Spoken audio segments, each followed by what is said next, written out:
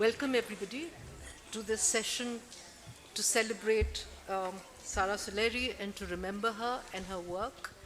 And I think from wherever she might be watching, she'd be delighted that we're having this session. And as I was saying, it's so appropriate to remember Sara in Lahore because it was a city she loved and perhaps identified with more than any other city or place in the world.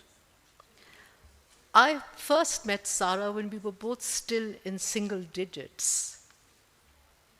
And throughout her life, the one thing that strikes me is that she was an amazing amalgam of beauty,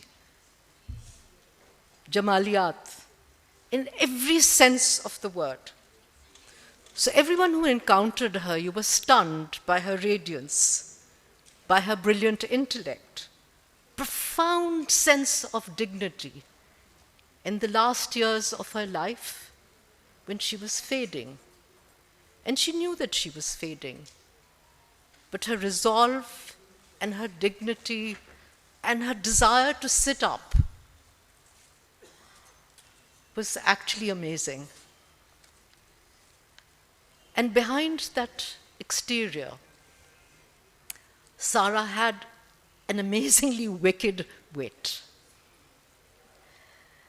And it's very appropriate that we're here today with Professor Perin Cooper, Professor Shaista Sirajuddin, Professor Navid Rehman, the teachers that she spoke of with great affection and respect. And I was present in New Haven when she was talking to a group of young American students and who were, in fact, asking her that, because she sped through her PhD in America because it can take very long. And at a very young age, she was a professor at Yale and she was tenured. And she looked at me, and in her soft manner, very firmly, she said, I learned English in Pakistan. My mother was a professor, and then I studied at Kennett College, Lahore, and Punjab University. So that is why I sped through and who I am today. So I'm delighted that now I can hand over to Perin Cooper to talk about her encounters with Sara. Thank you so much for that introduction, which really ties up very much with what I'm about to say. I think Sara would have been at Kennett College around the late 1960s. She and her close friends, Fawzia Mustafa and Ayla Munir, made a threesome in my English language and literature classes. And I have to say that Sara was among my most intelligent students, among the most intelligent students perhaps that I have ever taught, without offending anybody. She had a facility with words and a sensitivity which were remarkable. She came from a literary background, as was just mentioned just now. Her Welsh mother was a soft-spoken, highly respected professor of English, and her father was Z.A. Suleri, who was a seasoned journalist and editor of a highly respected newspaper. Sara had two sisters. They were also at Kennett. Ifat was the older, and Tilat was the younger. It is Ifat's picture taken by Fawzia Mustafa which is on the cover of Meatless Days, which was Sara's first book. My first contact with Sara began in the classroom, but developed on the stage. We were involved together in several plays which I happened to direct at Kinnett. The one I remember most fondly is one which included a short play which Sara herself had written a while before. It was a play on the effects of war on children, and Sara directed it herself. Sara later played the role in several of the plays that I directed. And one of the ones that I remember most clearly is the play called Anastasia, in which she played the lead role and did a wonderful job with great poise and sensitivity. And then at a later stage, Sara and I acted together in a group which played at the American Center under the direction of John Alley, an American director. And together we were in two American plays, Beyond the Last Horizon and Oh Dad, Poor Dad, Mama's hung you in the closet and I'm feeling so sad. So this was a group called Caravan Theatre, and Fawzia Mustafa was also there. She was the stage manager. And besides playing in Lahore, we toured Rawalpindi and Karachi. And perhaps it was this latter connection which bound us for life. And Sara became a dear friend. She made a point of keeping in touch, even when she went to the States. She was, for many years, as was mentioned earlier, at Yale University. And in a letter to me, which was dated the 24th of May, 1999, Sara wrote, "It may sound trite, but my students are still a great joy to me. I hate all the meetings and committee work that comes with the profession, but all the same, Yale is a surrogate home for me now. It is hard to believe that I have taught here for 17 years." In the same letter, Sara writes of mourning the loss of her father.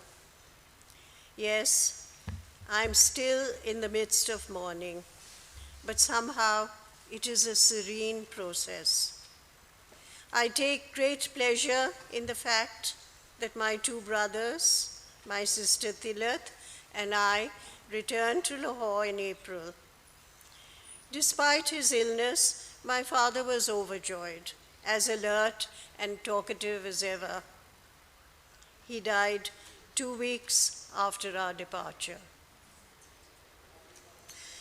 On 6 July 1993, Sara and Austin Goodyear announced their marriage. By Sara's own admission, it was a very happy marriage, and she never failed to send greeting cards at the New Year, several of the cards showing her life with her husband, and obviously a very full life and a very happy life. I was glad to visit Sara in New York in 2015. Her husband had sadly passed away by then, and she was seriously ill, but we had a very happy reunion. Sara's passing at the age of 68 is, of course, most untimely. I'm certain she would have greatly enriched the literary world with much more of her writing if she had been granted health and time. Thank you. Thank you. So Professor Cooper actually mentioned Sara's father, and she wrote a book about her father, which was called Boys Will Be Boys, A Daughter's Elegy. And it sort of ties up, and it's a good way to bring in Professor Sirajuddin, because the copy that I'm holding is inscribed by Sara to Shaista. Dearest Shaista, old friend who reminds me of my mother, and whose mother remains my cherished and admired friend. Love, Sara. So, Shaista.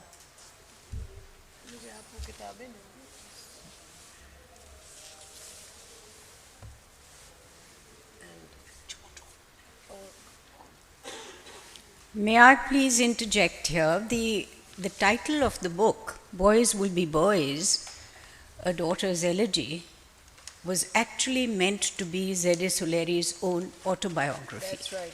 He selected the title, but he couldn't finish it. In fact, he never got started. And so Sara really, in a sense, carried on his legacy by adopting the same title for her book.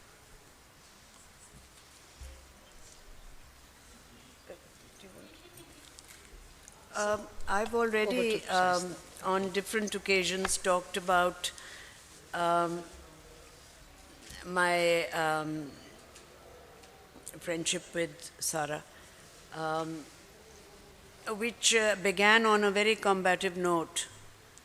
I taught her at Connect College, and I had just returned from Cambridge, and I was thrown in to this snake pit with these extremely bright women who they'd sheathed their claws, but they were sizing me up, and I was testing the water. And we started by engaging, not acrimoniously, but in a polite, courteous way, but combative way, over the play Othello, which I was teaching this particular class. And I suppose I was too young and immature at that point to realize that these girls were also baiting me from time to time, because they had decided that if they were to say this or that, they would immediately provoke a response from me. Anyway, that went on for a bit. And then I was talking about this to my mother, and she said, "Why don't you invite them to tea?" So the ice, as it were, was broken over the proverbial cup of tea, and it carried on. And then, of course, in a sense, I've actually had the longest time as her teacher, because after she did her BA, she went on to the Punjab University, where I taught her. And I was telling Nasreen how, you know, in a very interesting sort of way, we were all connected. Ifat and I were together in the same batch at Kinnaird. I see other friends of mine who were there at the same time.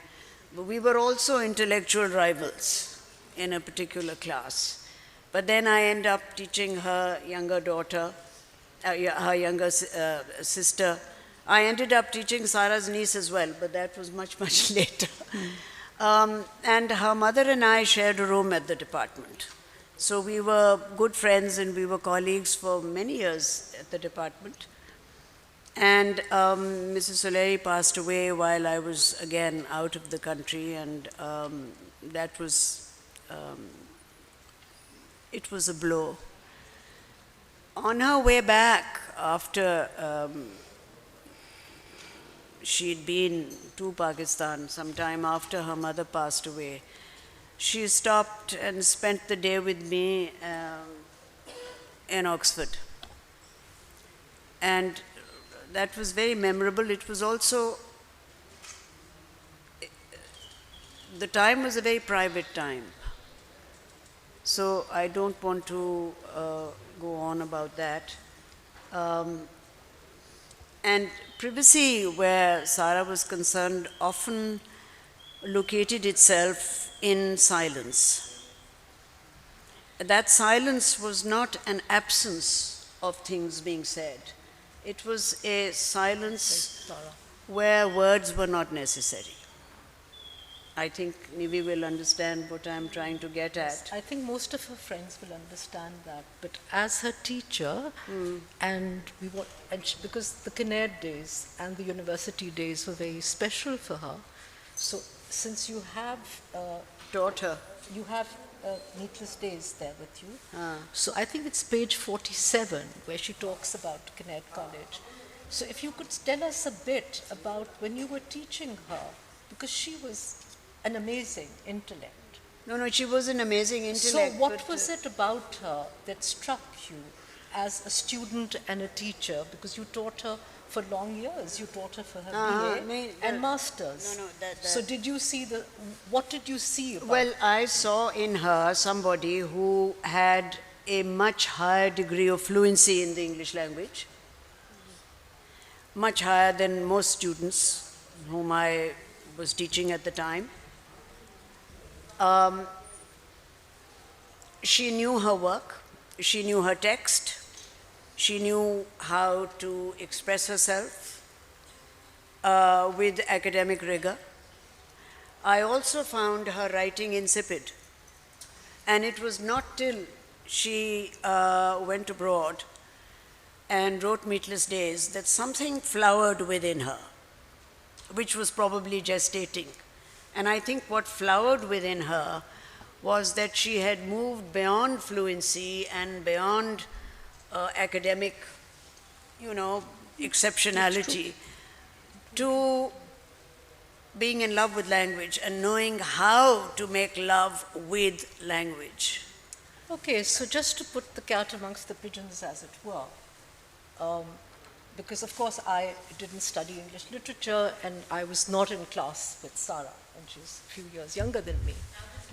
But even as young girls, she was funny and she was not insipid. You need to be louder. So she was not insipid and she was hilariously funny and an amazing mimic as well. So I wanted to bring Professor Cooper in over here because you were on the drama side with her. So how did you, because she wrote a play, so was that play insipid? And what was then the difference between her writing essays in class or perhaps in the creative enterprise? The key word is really her sensitivity. Is it? Because this play that I Isn't that the happen Jaga to mention podcast? and that is being mentioned now was about completely bereft children in a war-torn situation. They're just the children, no parents, no home, nothing. And, it is their, I can hardly say speeches, but their thoughts, and at the same time they're children, but they have nothing. If I may interject at this point, I think we've sort of derailed ourselves. Four grey-haired women talking about a wonderfully erudite and exciting writer. I'm sure wherever she is, she's having a belly full of laughter. I think, Nasreen, you missed the point that Shaista was trying to make, which I will also vouch for. There was nothing about Sara as a student that in any way pointed to what she was going to become later on. And as Shaista has very correctly said, the flowering came in much later. Her work, if not insipid, but was average. There was nothing about her work. She knew her text, as Shaista said. She was very well read. She knew far more than any of her classmates did about the texts that we were reading. For example, when I was teaching her Hamlet, she had a very different take on Hamlet. We all put him on a pedestal and we say, Hamlet, the Dane, and so on. And she was so irreverent about him. She said, I don't think much of him. I mean, what's all this melancholy and gloom and doom and everything? Why doesn't he get up and do something about it? And I thought that was a very valid criticism, but none of the other students would ever have dared say anything like that about a canonical figure like Hamlet. And similarly, Othello, she was pointing out homoerotic subterranean currents in the play, which our students were missing out. Now, there is a perfectly good reason for that. Sara was born into a world of words. Her father was a formidable journalist. He worked with many governments. And if I may be irreverent myself, say that he damaged media in Pakistan far more than anyone else has done. But that's my personal opinion. However, at the same time, Meyer, who was her mother, was a Welsh lady. And she had her own take on English literature, because it wasn't really her own literature. And she also spoke with that Welsh music in her voice. But I think when Shaista said insipid, she meant flat, nothing exciting. It was acceptable, but nothing that would have told you she was going to write something like Meatless Days. Am I right, Shaista? Absolutely, that's what I meant. It was, she, as I said, she was always very polite, very correct, so it was not like she was doing a throwaway piece of work. No. But that particular kind of spark.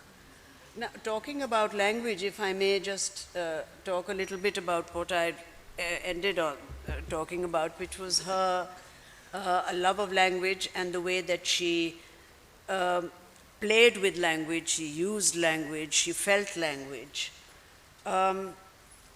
This is something that she, it's a comment that she wrote about Naipaul in the rhetoric of English India, which I think actually one can think about Sara's work in the light of that. The fictiveness of autobiography in order that he may write about the art of making fiction.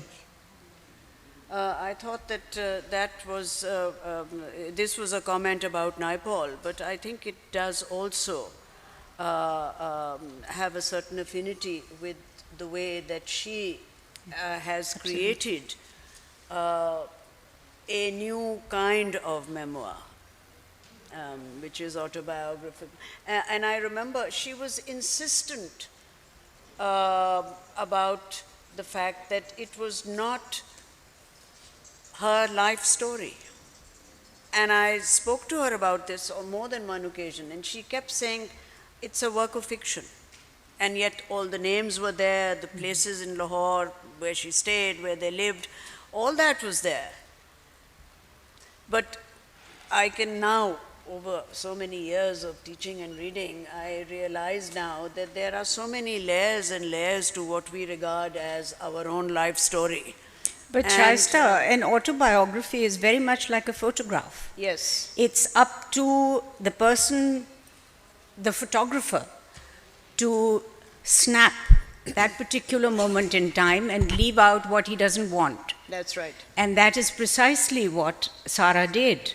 There were so many omissions, there were some inaccuracies, which we can talk about if you feel like it. Little ones, not very monumental as such, but I think that if we were to call it a semi-autobiographical account, in the strictest sense of autobiography, then perhaps, yes.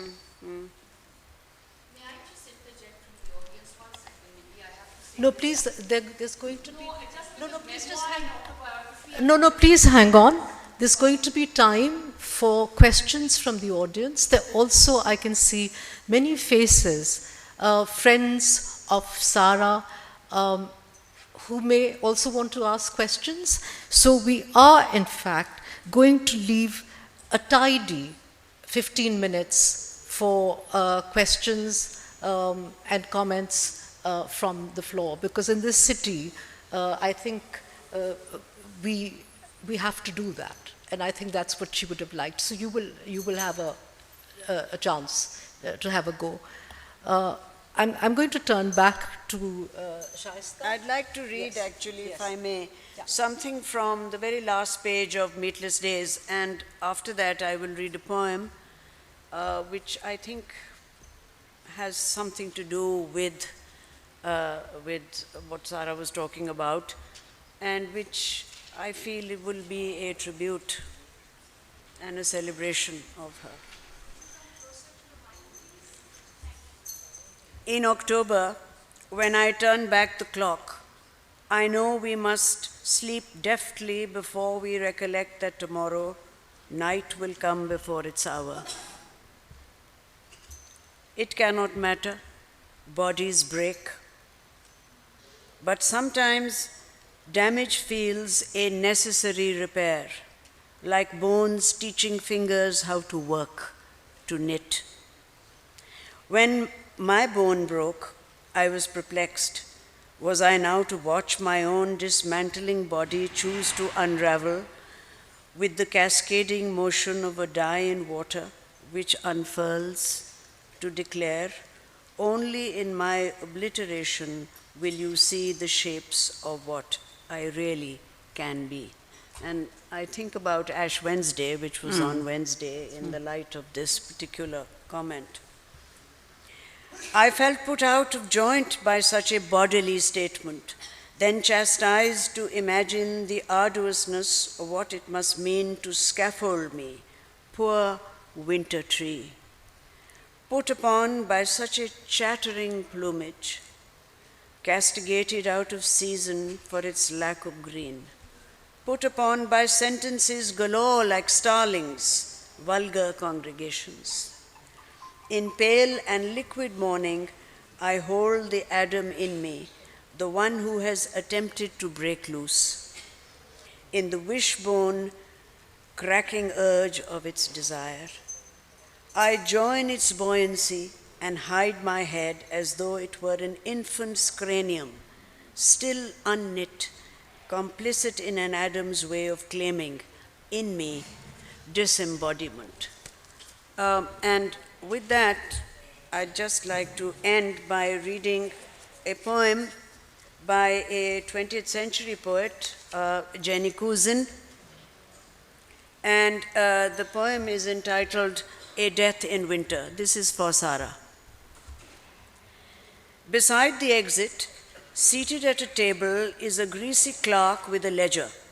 At his feet is a kind of box, a trunk perhaps, a hope chest, or a rubbish bin.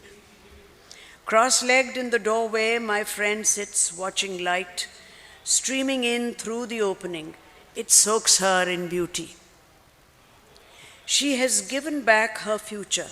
In character, neatly folded, she placed it carefully in the box, and the clerk ticked it off.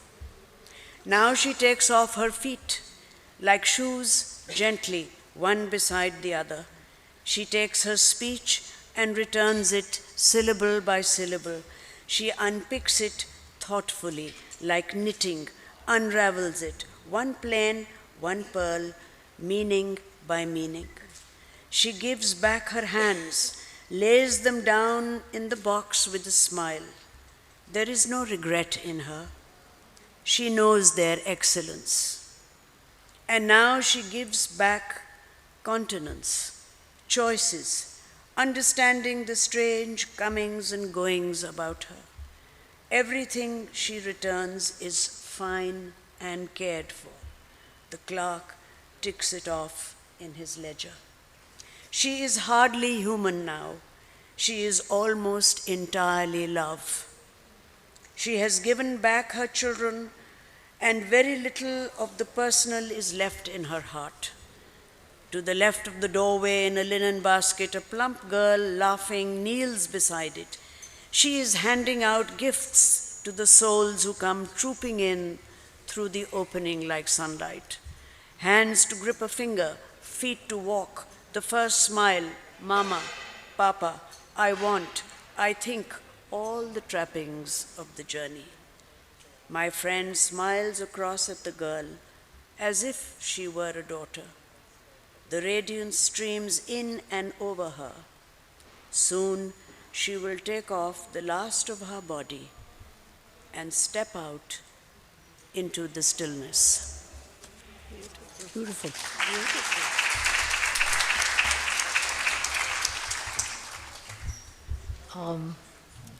Difficult to continue after that beautiful, sad poem.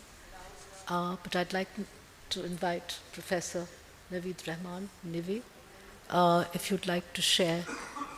Can you hear me? Oh, I can hear myself very loudly. Can you hear me now? Okay.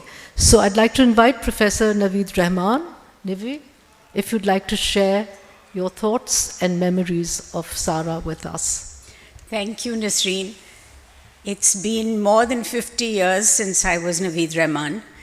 I've been Navid Shahzad since, but it's wonderful being called by my father's name still.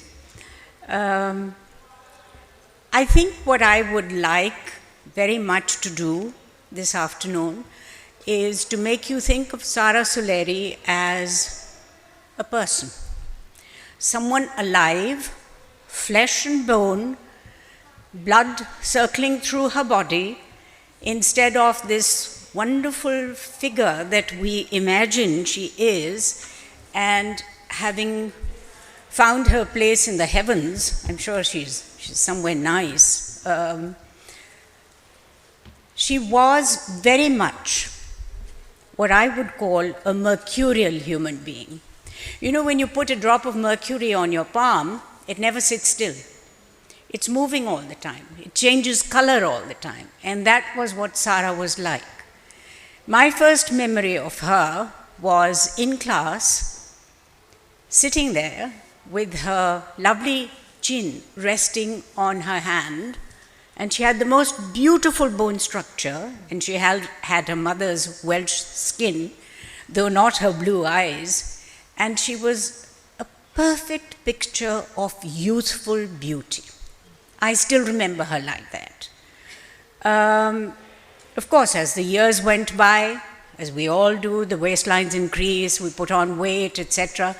By the time I met her last, after having taught her for 2 years for her master's degree, and then having met her off and on her various visits to Lahore, the last time I met her was when she had married Goodyear, but there was still in her eyes a very visible loneliness. She may have been very happy with her husband. I think the loneliness and the sorrow was largely due to the fact that she had lost both mother and Ifat in what I think are the most senseless traffic accidents that could happen to any family at all. Beautiful Ifat was run over by a rashly driven car. The mystery has never been solved, and it remains a whodunit. There were lots of rumors at the time. I don't want to go into that. Meyer, on the other hand, again, said goodbye to me, left the department, walked out of the Punjab University gates, and was struck by a rickshaw. She fell and hit her head on the curb and never recovered from the injury. Sara was not here when her mother passed away. And when I went for the funeral, I kept imagining her standing in the door jamb, exactly as I had seen her in class, But I think apart from these anecdotal memories of Sara that we have, it is important that we place Sara in the context of post-colonial literature and where she stood and whether she made a difference or not. I think that is the most important aspect that we should consider. Now, it is amazing that the subcontinent has produced such an enormous variety and such an enormous number of wonderful women writers on both sides of the divide. You can look at Anita Desai, you can look at Bapsi Sidhwa, you can look at Jhumpa Lahiri there, and you can look at Sara Suleri. I think it's very important to see this in the context of this very dissatisfied voice that Sara raises or speaks in when she's writing Meatless Days. There is this angst about patriarchy, about the kind of society she lives in, about what is happening in Pakistan per se on the political scene. This is very, very critical to our understanding of women writing in a post-colonial country or a post-colonial region. And I think as far as Pakistani English fiction is concerned, there's certainly a pre-Sara Suleri period and a post-Sara Suleri period, because I can see her influence as far as women's writing is concerned in a great many young people that I have taught since. And I'm delighted to report to you that a lot of young people, particularly women, are continuing to write. You know, normally, I shouldn't say normally, I should say the popular perception is women's writing is writing done by women. That's not so. Because women have a very definitive relationship with language. And they are talking about the life experience of women using that particular language, whether they are using English or Tamil or any other language that they wish to express themselves in. And it has to be taken, this outpouring has to be taken as seriously as men writing fiction, because it is just as valid. And this is what Sara was trying to emphasize all along. And I think that she has done an enormous service to all those who are writing today, because she has set a standard so high. Shaista spoke so eloquently about her use of language, and it is really a unique way of using autobiography, as you rightly said, memoir, and biography, all three things. But what I like best about this particular book, for those of you who are too young to remember, Meatless Days refers to the time when Pakistan was trying to preserve its meat resources, and so had 2 days on which meat was not sold in the country. Of course, this was prior to the time that we had deep freezers and refrigerators in which you could buy amply and then put them away. Tuesday and Wednesday were 2 days that meat was not supposed to be sold or served in restaurants. I remember very clearly, in my own father's house, we did not cook meat on Tuesday and Wednesday. But of course now, despite the fact that there is this ban floating around somewhere, it's more violated than it is practiced. I'm being told that the time is up, unfortunately, but I think it's important to emphasize Sara Suleri's position in the pantheon of writers that we call post-colonial, and to place her at the very heart of it. Yes. Thank you. Yeah, thank you for that, Navid. In fact, when you've talked about women writers, and we can talk about women scholars as well, Maryam Wasif Khan, the young scholar who was going to be here and who was going to talk to us about post-coloniality and writing, her newborn baby is not well, and therefore she was she is unable to join us. So I'm going to stop now, and I'll take the first comment or question from the lady who raised her hand. No, don't apologize, don't apologize. For me, all I wanted to say is salams to everyone on the stage. You all know me and I know you. This is Fauzia, and it's really been wonderful to hear you this afternoon talk about, the late great Sara Suleri. My comment was really just prompted by this need to distinguish between autobiography and memoir. I think that is important because autobiography we generally do associate with, as you were saying, Navid, it's sort of a life story and it's been associated with men. It's really a male genre and important men at that, right? Or people that are considered important by other people. Politicians. Yeah. So memoir is much different genre, and it really, so the same person can write many, many memoirs, because in a memoir you pick a slice of life that you want to focus on, and that's what Sara did, and she did it extremely well. Okay, that's an important point, and I'm sorry to cut you short, because there are lots of people here that I can see who were Sara's friends, and I can't really see the back of the hall if someone's raising a hand. So please also call out if you want to say something. Because the house lights are blaring and glaring and blocking one's vision. There's a question there. Is this on? My name's Carla Power, and I had the great good fortune of being Sara Suleri's student at Yale in the mid-'80s. And I just wanted to add to the wonderful reminiscences from the stage that what she did, there was a sort of cult of Sara Suleri at Yale, and she taught so many largely American students how to not be ugly Americans effectively, and how to read the rest of the world for nuance. And whether she was standing up and speaking for 45 minutes without notes brilliantly on Wordsworth or Coleridge, or taking us through the trial of Warren Hastings, she insisted on making the visible a little hard to see. And she has, I think, absolutely shaped post-colonial studies and writing in the United States and beyond. So thank you. Thank you for that.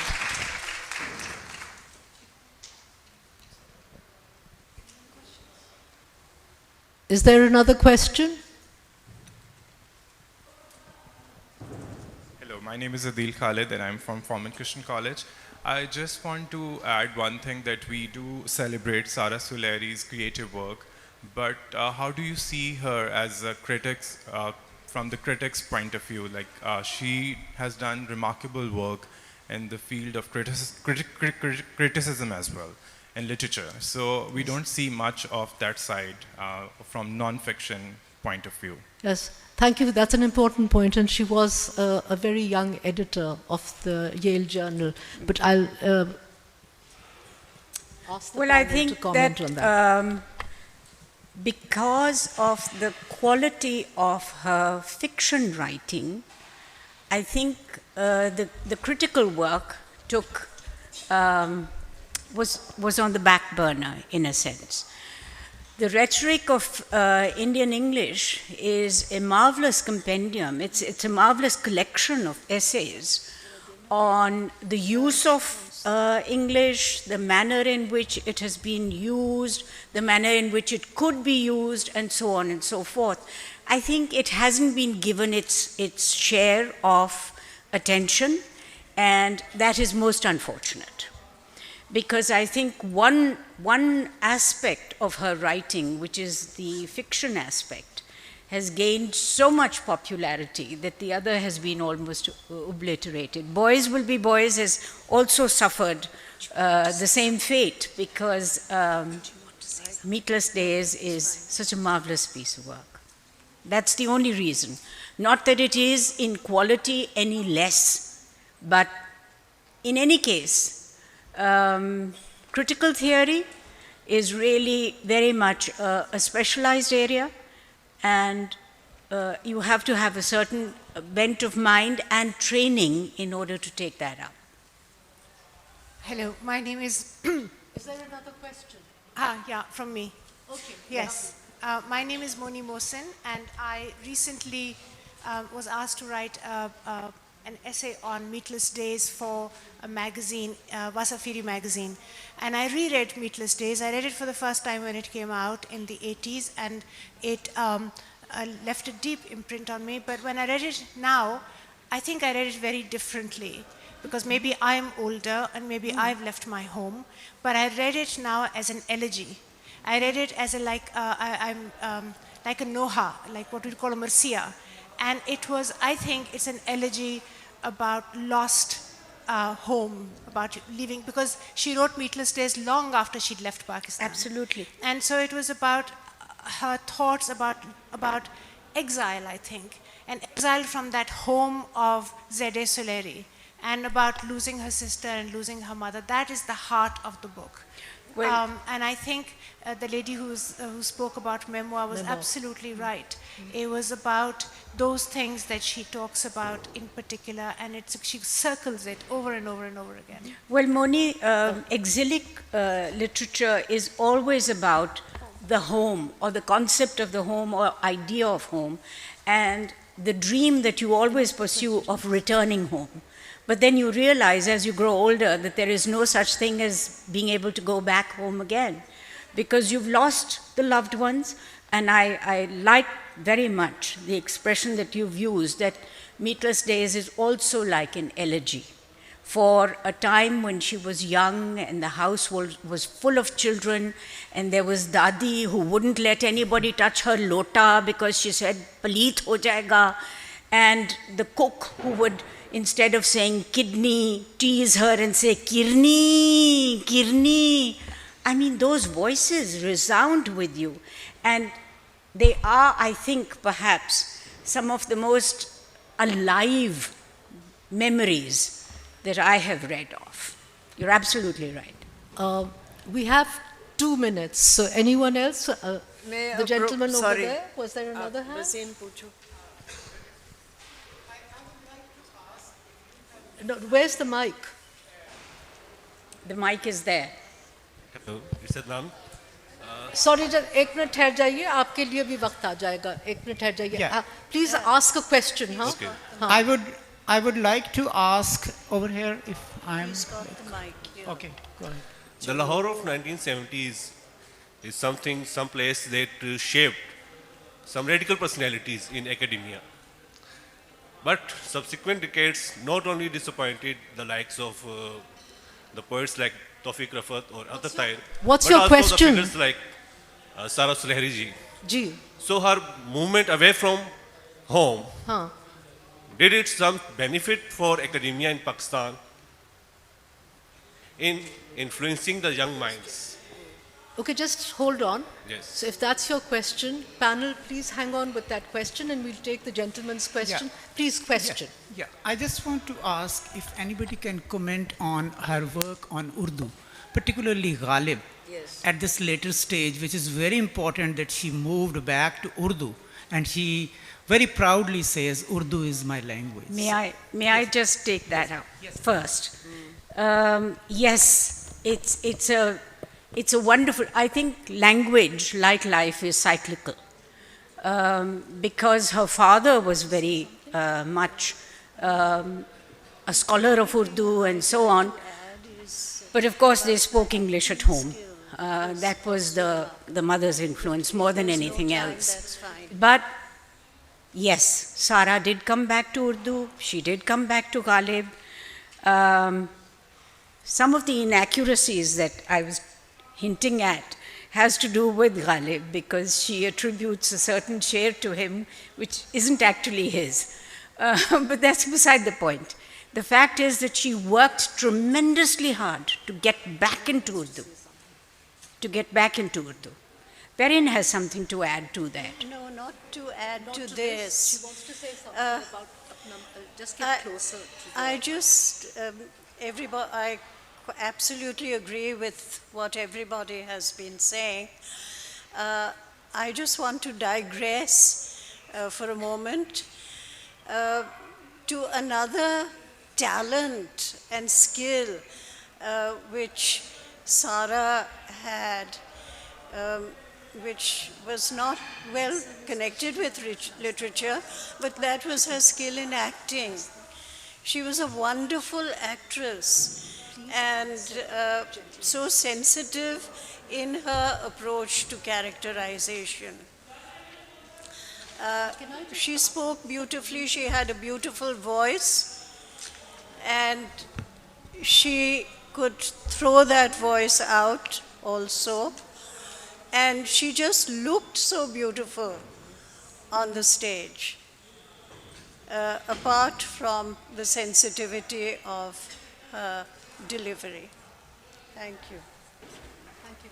So there's That gentleman's question remains unanswered. Unanswered, and Shaista, would you take that? ये आप ये कह रहे हैं कि अगर वो यहाँ रहती तो ज़्यादा फ़ायदा होता हमें, ये आपका सवाल था कि वो अब जब चली गई तो मेरा अपना ख्याल है कि जी आप जहाँ भी हों आप कुछ ना कुछ कर सकते हैं, और उन्होंने किया।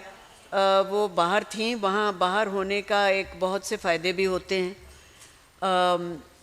एकेडेमिया ने उनको खोया नहीं, यहाँ तो बिल्कुल नहीं खोया। वो पब्लिश हुई, उनकी किताबें अवेलेबल थीं, यहाँ हर किस्म की ट्रिवियल से लेके from the sublime to the ridiculous वजूहात हैं, जबकि हमें एक्सेसिबिलिटी नहीं है किताबों की और कई दफ़ा और चीज़ों की। तो मेरा अपना तो ख्याल है कि उनके चले जाने से कोई खला नहीं हुई, बल्कि वो एक हमारी अपनी समझ बूझ में भी गहराई आई और उनकी समझ बूझ में भी काफ़ी एक गहराई आई। ये बहुत ज़रूरी बात है। और वो जो अभी बात हुई है कि वो फिर वापस उर्दू की तरफ आई, वो वापस उर्दू की तरफ आई, लेकिन ये नहीं उन्होंने सोचा कि जी मैंने अब अंग्रेज़ी को छोड़ देना है और अब मैं उर्दू की तरफ आ गई हूँ। वो एक निचोड़ था उस वक्त कि जी आप अब उर्दू भी जो एक बाकायदा एक ट्रिब्यूटरी है, एक दरिया का एक हिस्सा है, वो अब उसके जो उनकी जो और जो अंग्रेज़ी पे अबूर था उसके और यूरोपियन लिटरेचर पे वो उसके साथ वो मिल गया। There was a coalescence, so it was an enrichment. इत्थे रह के फ़ायदे तो हैं जी, पर इत्थे नुकसान भी बहुत सारे हैं। तो मैं समझनी हाँ कि तुसी इत्थे होवो या ना होवो, तुसी कोई ना कोई अच्छा काम ज़रूर कर सकते हो जेड़े। I'd like to thank the panelists and LLF and all of you for being here so that we could celebrate and remember Sara. And I'm sure that wherever she is and wherever she's watching, she's delighted. We now have to vacate the hall for the next session. So thank you, everyone.